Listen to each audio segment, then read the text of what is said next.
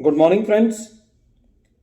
मैं अमित कुमार गुप्ता एडवोकेट अपने income tax के केसेस की सीरीज में आज जो केस आप लोगों के सामने डिस्कस करूंगा बहुत ही इंपॉर्टेंट केस है। केस का नाम है parametric technology India private limited versus deputy commissioner of income tax. ये case 94 ITR tribunal page number 398 पे रिपोर्ट हुआ और बेंगलोर ITAT ने डिसाइड किया। इस केस के अंदर जो ट्रिब्यूनल ने कंसिस्टेंसी को लेकर के एक बात कही है वो बहुत ही इंपॉर्टेंट बात है और ट्रिब्यूनल का ये कहना है कि judicial discipline requires consistency from year two year. कई बार हमने देखा है कि इनकम टैक्स की प्रोसीडिंग्स के अंदर डिपार्टमेंट ने काफ़ी सालों से एक स्टैंड लिया हुआ होता है, लेकिन एक पर्टिकुलर असेसमेंट ईयर के अंदर डिपार्टमेंट जो है वो स्टैंड को चेंज कर देता है विद नो रीजंस और विद नो एडिक्वेट रीजंस। ये केस भी इसी चीज का एक परफेक्ट एग्जांपल है। इस केस के फैक्ट्स इस तरीके से हैं। एक असेसी था जो कि अपनी मार्केटिंग और सेल्स सर्विस प्रोवाइडर की सर्विसेज प्रोवाइड कर रहा था। बेसिकली असेसी जो है वो मार्केटिंग और सेल्स सर्विसेज के अंदर था। ट्रांसफर प्राइसिंग का मैटर है। जो असेसी था उसका जो बिजनेस मॉड्यूल था, जो बिजनेस प्रोफाइल था, उसके अंदर कोई चेंज नहीं था और जो उसने अपने एसोसिएट्स के साथ एग्रीमेंट किया हुआ था उसके अंदर कोई चेंज नहीं हुआ था करंट ईयर के अंदर जिस साल की असेसमेंट की गई। जब ट्रांसफर प्राइसिंग ऑफिसर साहब ने अपनी रिपोर्ट बनाई तो उन्होंने एसएससी से जो एम्प्लॉयज थे उनकी बाइफर्केशन मांगी। जब एम्प्लॉयज की बाइफर्केशन वो असेस कर रहे थे तो उन्होंने देखा कि एसएससी ने कुछ इंजीनियर्स भी हायर किए हुए हैं। उनको ऐसा लगा कि जो एसएससी का बिजनेस प्रोफाइल है वो बदल गया है और वो अब मार्केटिंग और सेल्स सर्विस प्रोवाइडर ना होकर के टेक्निकल और बिजनेस सर्विस प्रोवाइडर में ट्रांसफर प्राइसिंग ऑफिसर साहब ने उसको ले गए।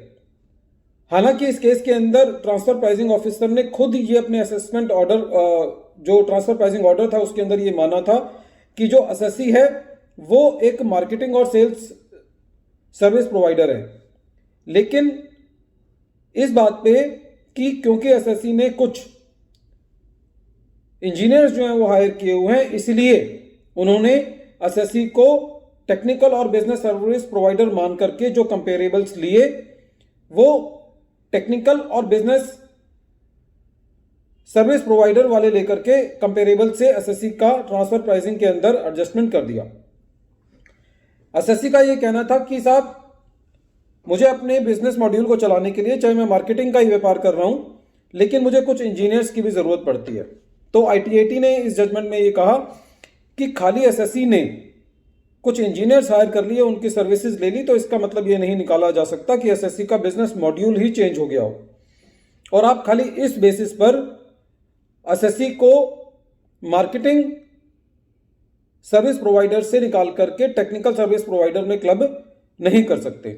इस केस का एक इंपॉर्टेंट फैक्ट ये भी था कि इस केस के अंदर जो एसएससी का बिजनेस मॉड्यूल था वो चेंज नहीं हुआ था और दूसरा जो एग्रीमेंट था, जो पहले एग्रीमेंट था, जिन सालों में एसएससी की पहले असेसमेंट की गई थी, असेसमेंट ईयर 2004-05 में, असेसमेंट ईयर 7-8 में, असेसमेंट ईयर 10-11 में, तो इन सालों के अंदर भी डिपार्टमेंट ने एसएससी को मार्केटिंग सर्विस प्रोवाइडर मान के ही असेसमेंट किया था।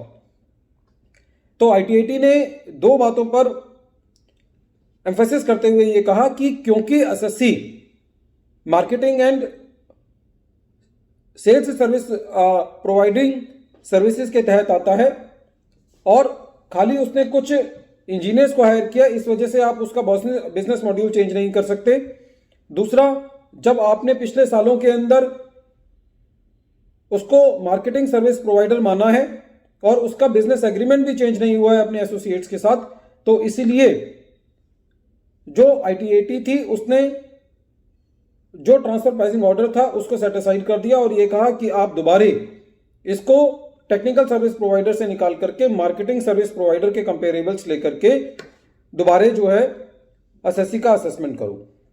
फ्रेंड्स, बहुत इंपॉर्टेंट केस है क्योंकि इस केस के अंदर डिपार्टमेंट एक बहुत छोटी सी बात को लेकर के जो एसएससी का पूरा असेसमेंट होता है वो कर देते हैं, और उसके बाकी पूरे फैक्ट्स को और पूरे बिजनेस मॉड्यूल को समझे बिना और कंसिस्टेंसी के जो प्रिंसिपल को बहुत इजीली ब्रेक कर देते हैं। असेसमेंट प्रोसीडिंग्स के अंदर कंसिस्टेंसी का एक बहुत बड़ा रोल है। बिना फैक्ट्स को चेंज किए बिना, जब एसएससी के फैक्ट्स चेंज नहीं होते तो उसका कंसिस्टेंसी का प्रिंसिपल जो है वो मेंटेन रहना चाहिए। इसी से ही जुडिशियल डिसिप्लिन असेसमेंट प्रोसीडिंग्स में बन पाता है। एक बार फिर मैं केस का नाम रिपीट कर रहा हूं। केस का नाम है parametric technology India private limited versus deputy commissioner of income tax, और ये केस 1 दिसंबर 2021 को डिसाइड किया गया और matter 94 ITR tribunal page number 398 पे रिपोर्ट हुआ। Thank you friends.